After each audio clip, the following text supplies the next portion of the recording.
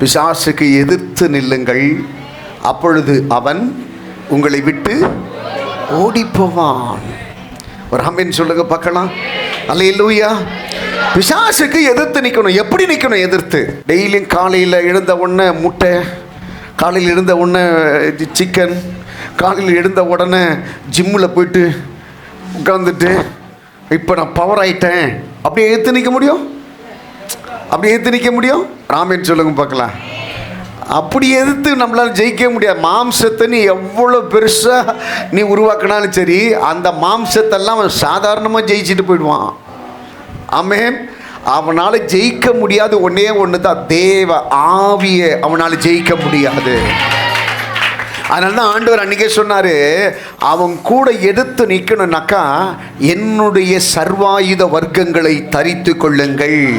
என்னுடைய சர்வாயுத வர்க்கங்களை தரித்து கொண்டால் பிசாசுக்கு உங்களால் எதிர்த்து நிற்க முடியும். அவன் உங்களை விட்டு ஓடி போவான். எத்தனை பேர் ஆமென் சொல்றீங்க? அல்லேலூயா. எப்படி எதிர்த்து நிற்க முடியும்? எடுத்து வாசிச்சு பாருங்க பார்க்கலாம். சில பாயிண்ட்ஸை நான் சொல்கிறேன்.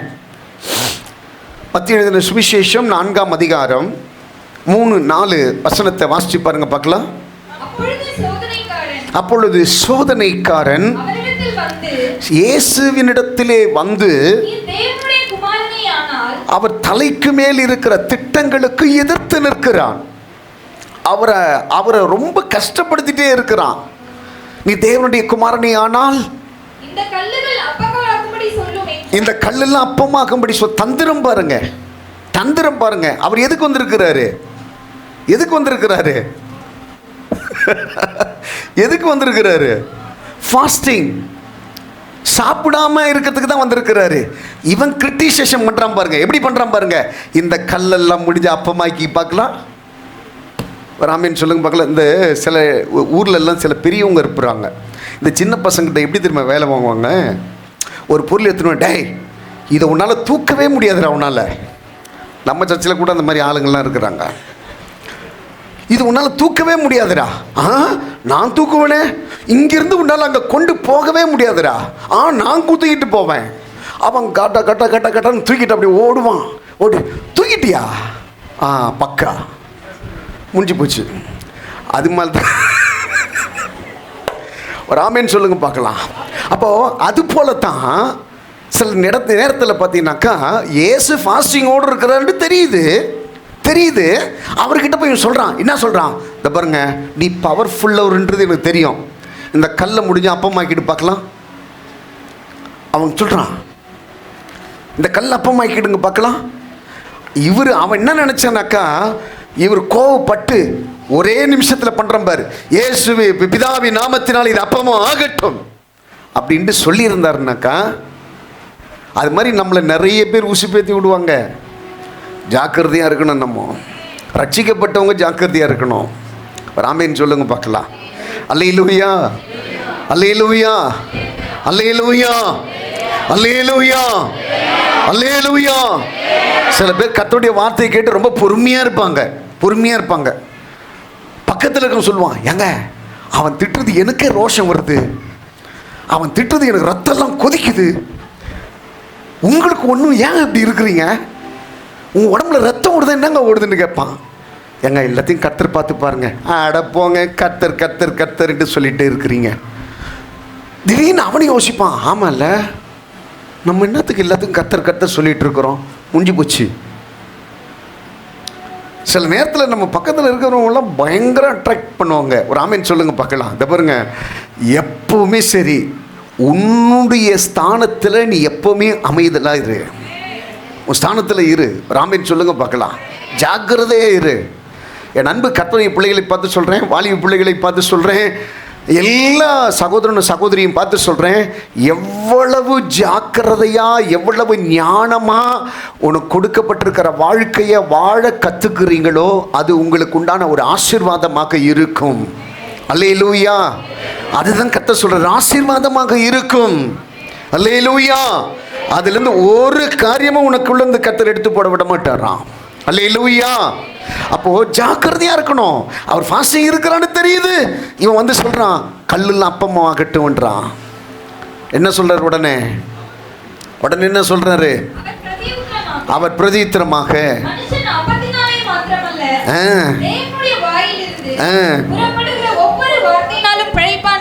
நம்மளும் கூட சில நேரத்தில் வந்து ஃபாஸ்டிங் கூட வந்துட்டாங்கன்னு வச்சிங்களேன், அவங்களே ஒரு ஒரு உடன்படிக்கை பண்ணிட்டாங்க, நான் அவங்களே ஒரு பொருத்தனை பண்ணிட்டாங்க, இல்லை என்ன இருந்தாலும் சரி நான் ஃபாஸ்டிங்கோடு தான் வருவேன் அப்படி சொல்லிட்டு பொருத்தனை பண்ணிட்டு வருவாங்க. பக்கத்தில் இருக்குன்னு கேட்பாங்க, சாப்பிடாம வந்தீங்க கேட்பாங்க. ஆமாம் சாப்பிடாம தான் வந்தேன். உனக்கு சுகர் ஆச்சே, குடல் மேலேயும் கீழே ஏறி வருமே, பின்னாடி போயிட்டு கொஞ்சம் சாப்பாடு எடுத்து கடற்கடன்னு சாப்பிட்ரு. ஒரு ஆமேன்னு சொல்லுங்கள் பார்க்கலாம்.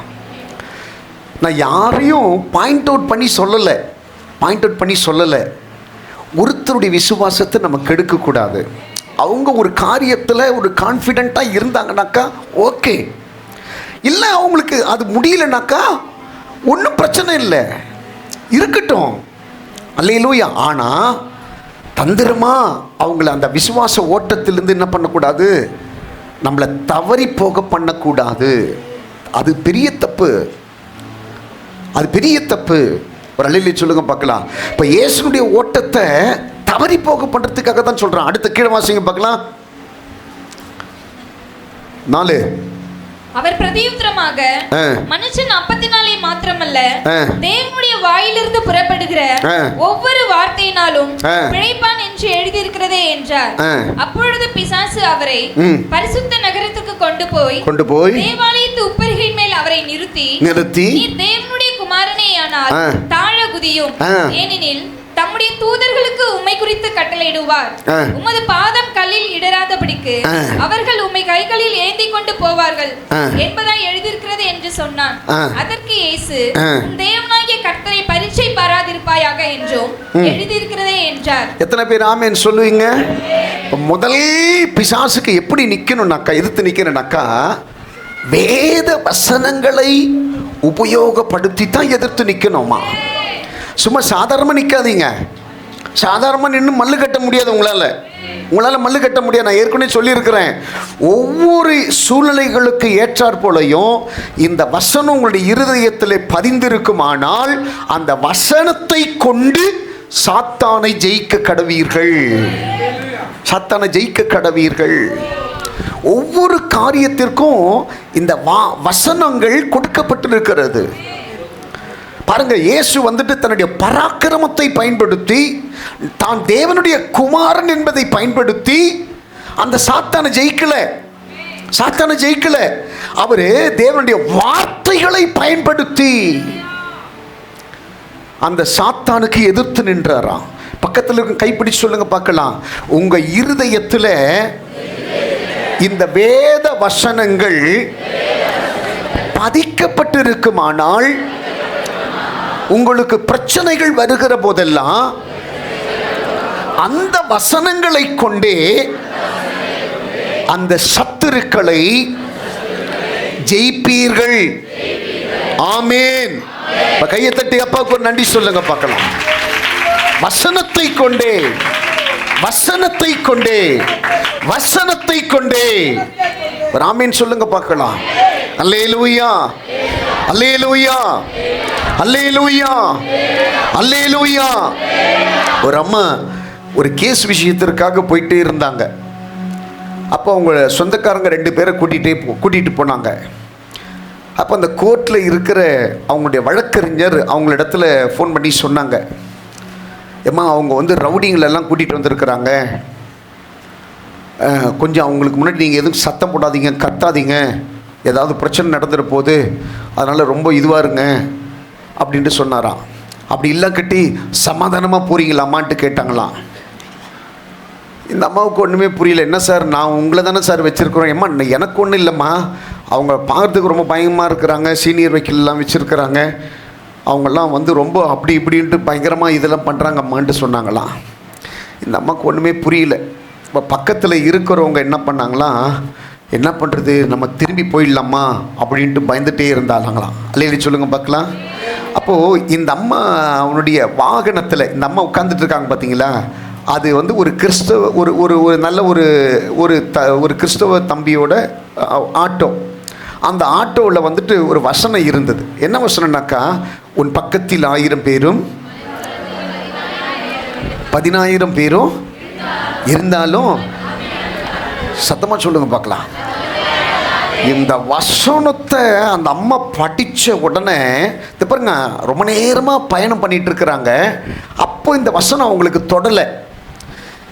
இந்த பக்கத்தில் இருக்கிற 2 பேருக்கோடு கூட அவங்க வக்கீல் பேசி இந்த அம்மாவுடைய இருதயத்தை கலங்க பண்ணின போது இந்த வசனம் அந்த அம்மா கூட பேசுது.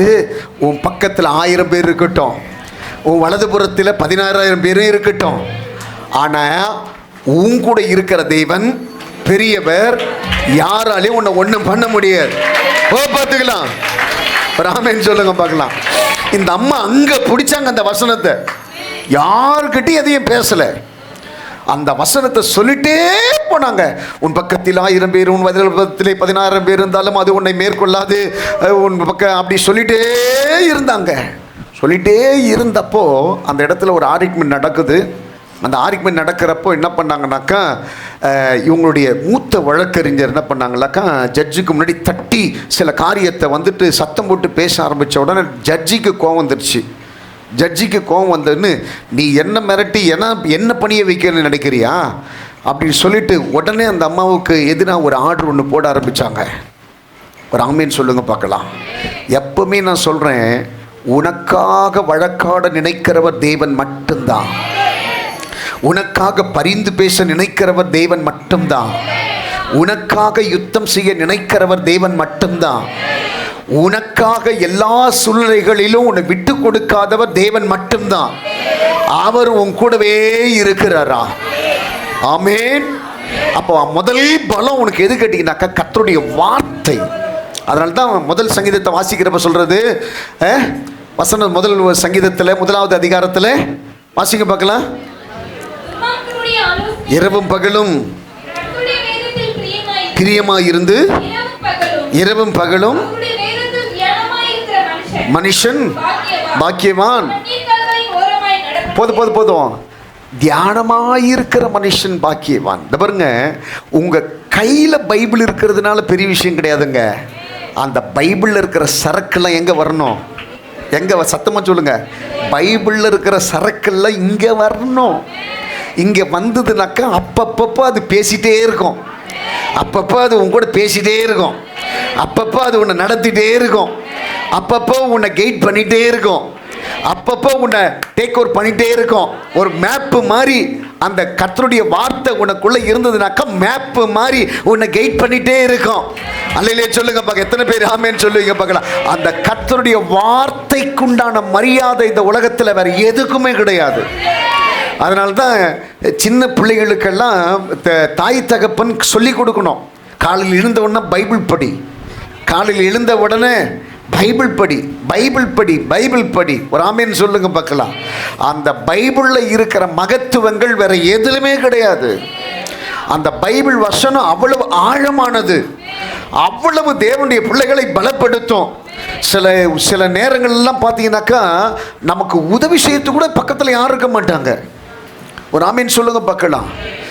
சில சூழ்நிலைகள்லாம் நானே அந்த பாதைகளை கடந்து போயிருக்கிறேன். அந்த நேரத்தில் உதவிக்கு யாரும் இருக்க மாட்டாங்க. அந்த நேரத்தில் சூழ்நிலை இருண்டு போயிருக்கும். ஏதோ நமக்கு நடக்கிறது போல நமக்கு தோணும். ஆனால் அந்த நேரத்தில் இருதயத்தின் மேலே கையை வச்சு சொல்லணும், இரவிலே நிலவாகிலும் பகலிலே வெயிலாகிலும் சேதப்படுத்தாது. ஒரு ஆமீன் சொல்லுங்க பார்க்கலாம். நான் இருக்கக்கூடிய சூழ்நிலைகள் வெறுமையாக இருக்கலாம், யாருமே இல்லை, சப்போர்ட் யாருமே இல்லை, ஆனால் என் கர்த்தர் என் கூட இருக்கிறார், அவருடைய வார்த்தை என் கூட இருக்குது. ஒரு ஆமீன் சொல்லுங்க பார்க்கலாம்.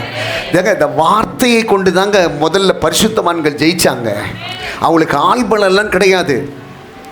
உங்களுக்கு எனக்கு ரட்சிப்பை விதைத்த பரிசுத்தவான்கள்லாம் இருப்பாங்கல்ல, உங்களுடைய மூதாதையர்களுக்கு ரட்சிப்பை விதைச்சாங்களே, அந்த பரிசுத்தவான்களுக்கெல்லாம் ஆள்பலம் கிடையாது, பணபலம் கிடையாது, புயபலம் கிடையாது, சத்துவம் கிடையாது, வசதி கிடையாது, வாய்ப்பு கிடையாது, காரு கிடையாது, பைக்கு கிடையாது, ஒண்ணுமே கிடையாது. ஒன்னே ஒன்று, கர்த்தருடைய வார்த்தை. அந்த வார்த்தையை நம்பி போன அவர்களைத்தான் கர்த்தர் இன்றைக்கு சமாதானத்தோடு கூட வைத்திருக்கிறார். அல்லேலூயா, அல்லேலூயா, அல்லேலூயா. அதான் வசனம் சொல்லு, சத்தியத்தை அறிவீர்கள். அந்த சத்தியம்தான் உன் தரித்திரத்திலிருந்து உன்னை விடுதலையாக்கும். அந்த சத்தியம்தான் உன் வியாதியிலிருந்து உன்னை விடுதலையாக்கும். அந்த சத்தியம்தான் உன் வியாதியிலிருந்து உன்னை விடுதலையாக்கும். ஆமென் சொல்ல மாட்டீங்களா? அல்லேலூயா. வசனத்தை வாசிக்கணும், வாசிக்கணும். பைபிளை மாற்றுறது, பைபிளுக்கு டெக்கரேட் பண்ணுறது, பைபிளுக்கு கவர் போடுறது, பைபிளுக்கு அடையாளம் போடுறது, பைபிளுக்கு அதை வாங்குறது, இதெல்லாம் பெருசு கிடையாது. இதெல்லாம் பெருசு கிடையாது.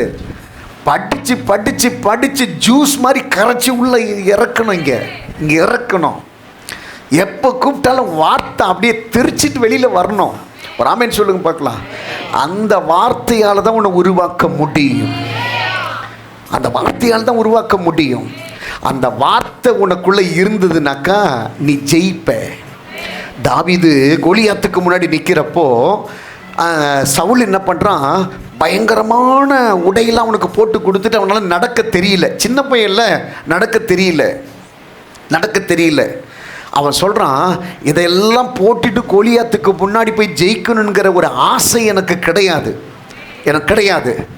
ஆனால் நான் என்ன பண்ண போகிறேன், எந்த தெய்வத்தை அவன் நிந்திக்கிறானோ அந்த தெய்வத்திற்கு முன்பதாக நான் கடந்து செல்ல போகிறேன். அந்த தெய்வம் எனக்கு ஜெயத்தை கொடுப்பார். ஒரு ஆமென் சொல்லுங்க பார்க்கலாம். அல்லேலூயா, அல்லேலூயா, அல்லேலூயா. தாவீது அதிகமாக கேட்ட சத்தம் என்ன தெரியுமாங்க? கேட்ட சத்தம் என்ன தெரியுமா? கர்த்தருடைய சத்தம் தானா, கர்த்தருடைய வார்த்தை தான் கேட்டான். அவன் அந்த வார்த்தையை அவன் உள்ள அடக்கி வச்சிருந்தானா. அவனை சுற்றிலும் எல்லாம் இருண்டு போய் இருந்தது. ஆனால் அவன் கர்த்தருடைய வார்த்தைகளுக்கு பயந்து நடந்தான். அல்லேலூயா, அல்லேலூயா. அதைத்தான் நினைக்கணுமா? ரெண்டாவது காரியம் வாசிங்க பார்க்கலாம். எஸ்தரின் புஸ்தகம் 4ஆம் அதிகாரத்தில் 15-16 வாசிச்சு பாருங்க பார்க்கலாம்.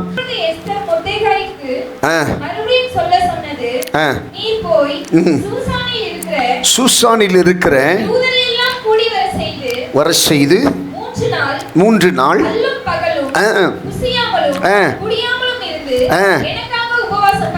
எத்தனை பேர் ஆமேன் சொல்லுவீங்க? ஆமேன். நல்ல இந்த இடத்துல எஸ்தர் ராஜாத்தி சொல்றா, ராஜாவினிடத்துல போறது சாதாரண விஷயம் கிடையாது. ராஜாவுடைய செங்கோல் எனக்கு முன்னாடி நீட்டப்படலைனாக்கா நான் ராணியா இருந்தாலும் நான் செத்து போக வேண்டியதுதான். நான் போனனாக்கா கர்த்தருடைய கண்களில் எனக்கு இரக்கம் கிடைக்கணும். அந்த இரக்கம் எப்படி கிடைக்கணும்? நான் ஆண்டவருடைய சமூகத்தில் உபவாசித்து ஜெபிக்க போகிறேன். ஒரு ஆமீன் சொல்லுங்க பார்க்கலாம். ரெண்டாவது, பிசாசுக்கு எதிர்த்து நிற்கிற பலம் உன்னிடத்தில் எப்படி வரும்னாக்கா உபவாசத்தின் மூலமாக தான் வருமா. வசனம் அழகாக சொல்லுது, இந்த ஜாதி பிசாசை ஜெபத்தினாலும் உபவாசத்தினாலுமே அன்றி. ஒரு ஆமீன் சொல்லுங்க பார்க்கலாம். இன்னைக்கு நிறைய பேருக்கு இதுவே புரியல. பாஸ்டர், எனக்கு நிறைய நெருக்கங்கள் இருக்குது, நான் ஃபாஸ்டிங்கோடையே வேலைக்கு போயிடுறேன், ஃபாஸ்டிங்கோடையே திரும்பி வந்துடுறேன், என்ன பிரயோஜனம்? உபவாசம் இருக்கிற போது எதுக்காக இருக்கிற? ஜெபிக்கிறதுக்காகத்தான். உபவாசம் இருந்துட்டு உலகம் ஃபுல்லாக சுற்றி வந்துட்டு இருந்தேன்னா அதுக்கு பேர் என்னது? பட்டினி. பட்டினி. உபவாசம் இருந்தாலும் என்ன பண்ணணும்? முழங்காலில் நின்று, ஆண்டவரே இன்னைக்கு உங்கள் சமூகத்தில் காத்திருந்து ஜெபிக்க வச்சிங்களே, உமக்கு நன்றிப்பா சொல்லிட்டு எதெல்லாம் உங்களுக்கு என்னெல்லாம் கடவுள்கிட்ட சொல்ல நினைக்கிறீங்களோ அதெல்லாம் சொல்லணும். நடக்காத காரியத்தெல்லாம் உபவாசத்தில் கொண்டு போய் நிறுத்தணும். எதெல்லாம் ரொம்ப உனக்கு கஷ்டமாக இருக்குது, எந்த ஜெபம்லாம் உனக்கு கேட்கப்படலை, அதெல்லாம் பாயிண்ட் அவுட் பண்ணுங்க.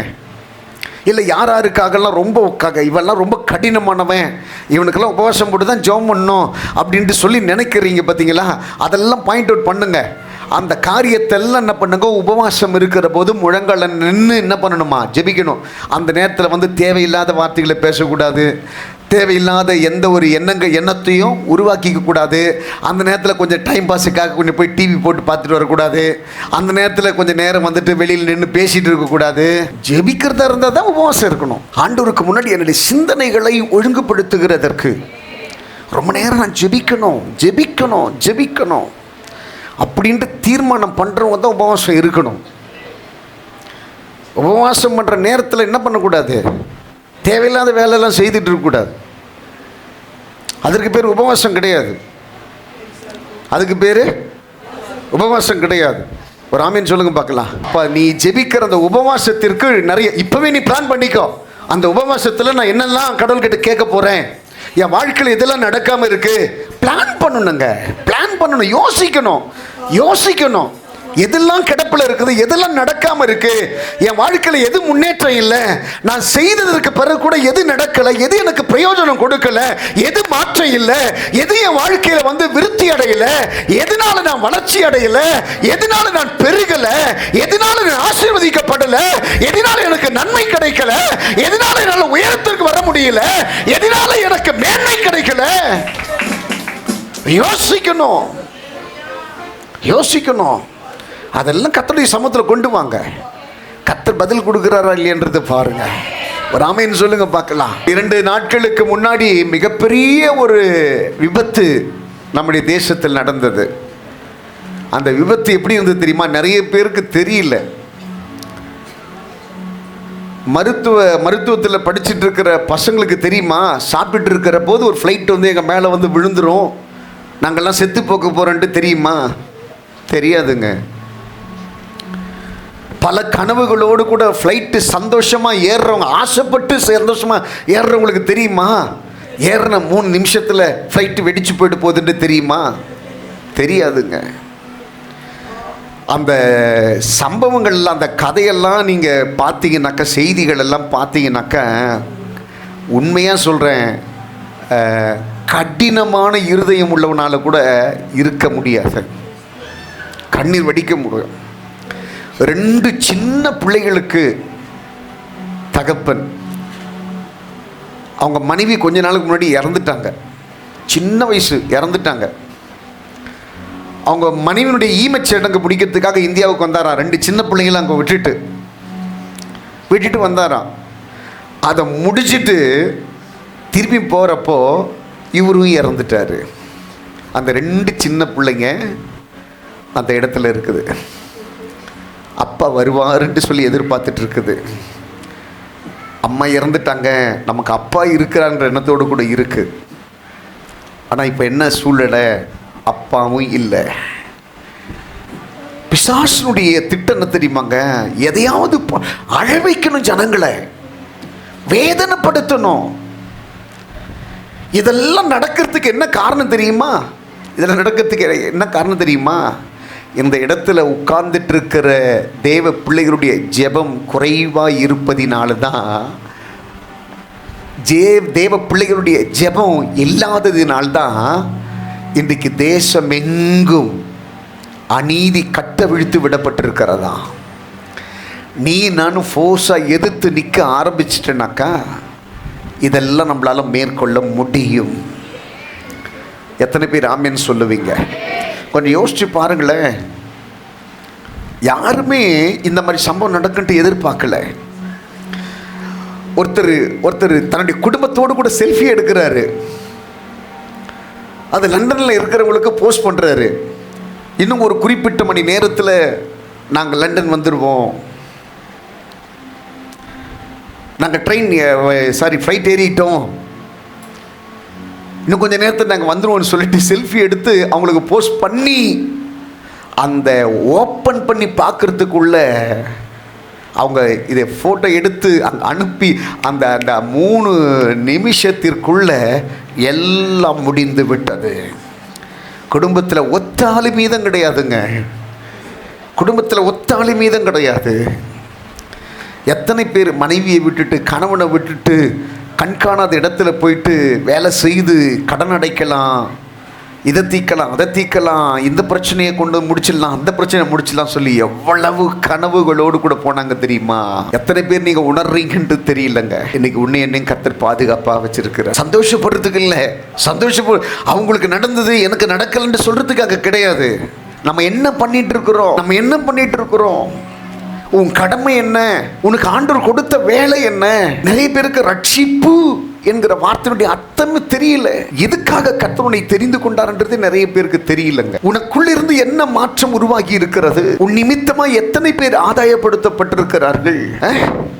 யோசிச்சு பாருங்க, பார்க்கலாம். ஆண்டவர் சொல்றாரு, ஏதாவது சஞ்சலப்படுத்த வேண்டும், கஷ்டப்படுத்தணும், உடைக்கணும், நிர்மூலமாக்கணும் அப்படின்ட்டு சொல்லி தேவையில்லாத வேதனைப்படுத்துவதற்கென்று சில ஆவிகள் கட்டவிழ்த்து விடப்பட்டிருக்கிறதா.